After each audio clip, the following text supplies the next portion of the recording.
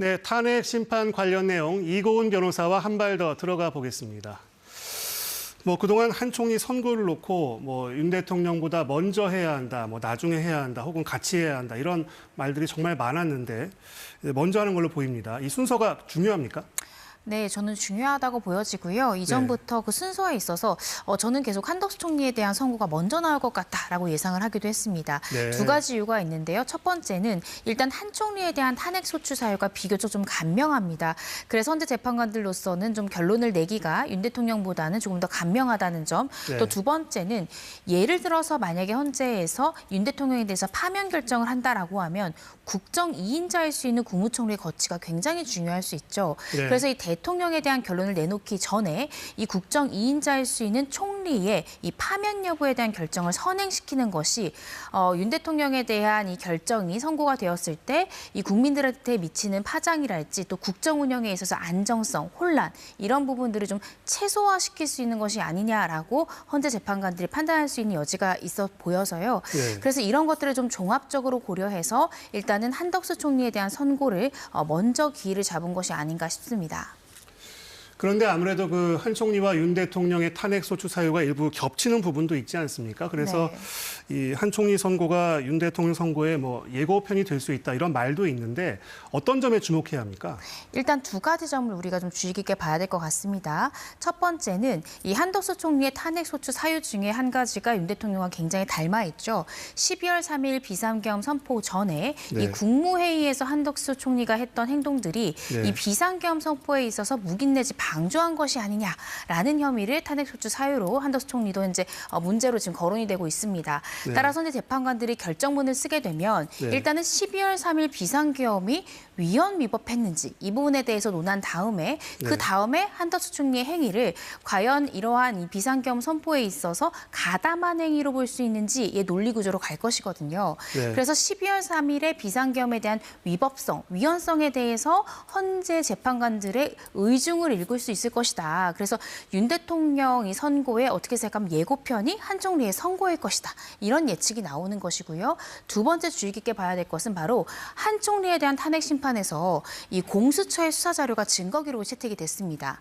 그래서 과연 이 수사 자료가 이 헌법 재판에 탄핵 소추의 증거로 사용된 것이 증거 사용에서의 위법성이 있는지 없는지에 대해서 또 윤석열 대통령 다투고 있는 부분이 있거든요. 네. 이 부분도 어떻게 생각하면 쟁점이 또 동일한 부분이 있을 수 있기 때문에 과연 형사 사건에서의 수사 기록을 헌법 재판에 끌어다 쓰는 것이 적법한 것인가? 이 부분에 대한 것도 또 한 가지의 쟁점이 닮아 있어서 이 두 가지를 좀 집중해서 보면 될 것 같습니다.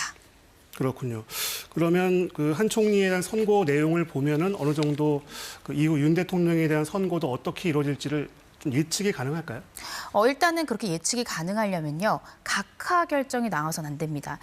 제가 지금 우려하는 바는 일단 각하 처분이 나올까 이 부분도 좀 주의 깊게 봐야 될 것 같거든요. 각하, 예. 네, 한 총리에 대해서 쟁점 중에 하나는 바로 의결 정족수입니다. 한 총리를 총리로서의 일반 이 의결 정족수로 봐야 되는 것이냐 아니면 네. 대통령 권한 대행으로서 대통령에 대한 탄핵 심판에 의결 정족수를 적용해야 될 그 것이냐. 정족수가 다르죠. 네, 그렇습니다. 그래서 예. 200명 이상으로 볼 경우에는 그 자체가 각하로 볼 수 있기 때문에 예. 이 부분이 한 가지의 쟁점일 것이고요. 예. 만약에 절차상 문제가 없다라고 본다면 본안으로 들어갈 것인데요. 네. 인용이냐 기각이냐 이 두 가지를 가르는 쟁점으로는 저는 또 주의 깊게 봐야 되는 것이 바로 이 헌재 재판관들에 대해서 한덕수 총리가 임명을 보류했지 않습니까? 네. 이 부분에 대한 판단이 굉장히 중요할 것 같습니다. 그 이유는 헌재 재판관들은 국회 측과 이 최상목 권한대행의 탄핵 그 권한쟁의 심판에 있어서 이 마은혁 재판관의 임명을 보류한 부분이 위헌적 요소가 있다라고 분명히 판시했거든요. 네. 그렇다라고 한다면 한덕수 총리가 현재 받고 있는 탄핵 소추 사유 중에 이 재판관 임명을 보류했던 부분은 위헌적인 소지가 있다라고 판단할 가능성이 높다라고 보였습니다. 네. 근데 위헌이다라고 하더라도 그 위헌성의 정도가 중대해야겠죠. 그래서 이 부분에 대한 판단이 기각이냐 인용이냐를 또 가를 수 있는 핵심 쟁점이지 않을까 싶습니다. 그렇군요. 상당히 복잡하네요. 네. 그러면 변호사님 개인적으로 한 총리 탄핵 심판 결과는 어떻게 나올 걸로 보세요?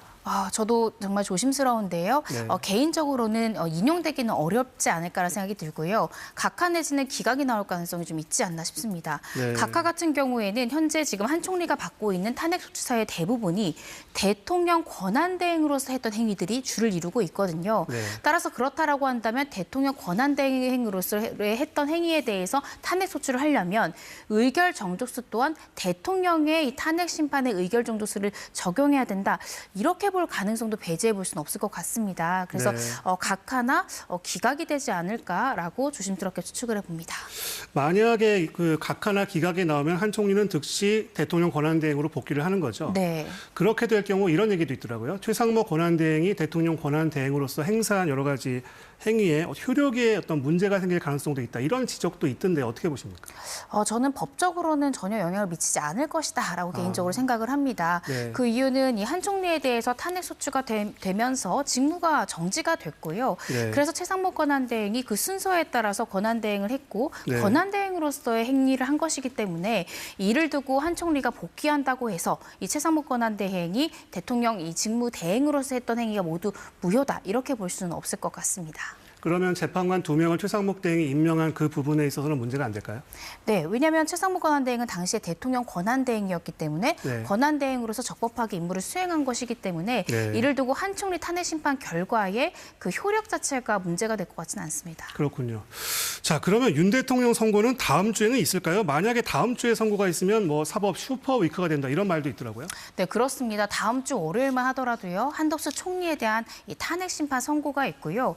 또 뿐만 아니라 26일에는 서울고등법원에서 이재명 대표의 공직선거법 위반 항소심 또 결론이 나옵니다. 네.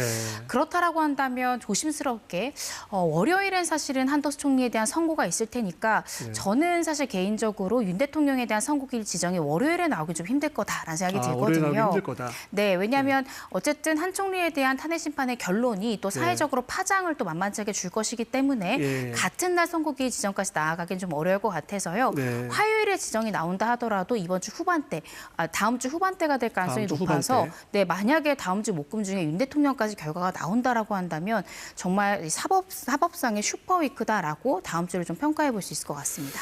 알겠습니다. 그리고 하나 더 풀어주시면 좋겠는데요. 이런 내용이 있었습니다. 윤 대통령이 체포된 뒤 김건희 여사가 대통령 경호처를 질책하며 총기를 왜 쓰지 않았냐는 취지의 발언을 한 정황을 경찰이 확인했다고 합니다. 이 내용이 어떤 내용인지 좀 설명을 해주시겠어요?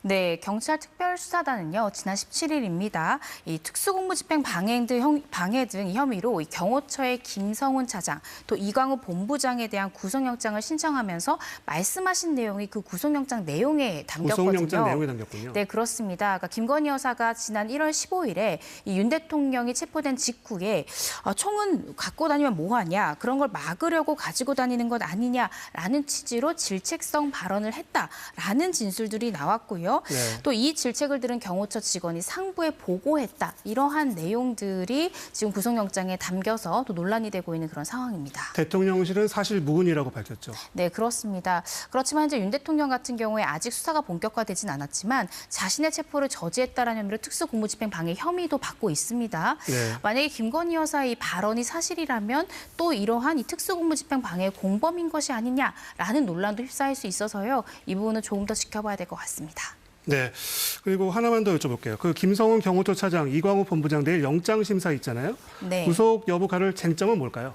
두 가지로 보시면 될 것 같습니다. 일단 혐의가 소명됐느냐 여부인데요. 지금 경찰에서는 혐의가 소명이 된다라고 보고 있지만 김성훈 차장 같은 경우에는 경호 직원으로서 정당한 공무 수행이었다라고 주장하고 있습니다. 검찰에서도 여러 차례 반려했던 이유가 바로 이 공무집행의 고의성, 공무집행 방해의 고의성이 있느냐, 즉 혐의가 소명되지 않았다라는 걸 지적하고 있어서요. 내일 영장이 발부될까 여부는 과연 혐의가 현재 상태에서 소명됐다고 볼 수 있느냐, 이것이 한 가지 쟁점이고 두 번째는 증거인멸의 우려가 있느냐, 이 부분이 쟁점일 것 같아서요. 네. 이 두 가지 여부를 아마 영장 전담 판사가 철저히 들여다볼 것 같습니다. 알겠습니다. 이고은 변호사였습니다. 말씀 잘 들었습니다.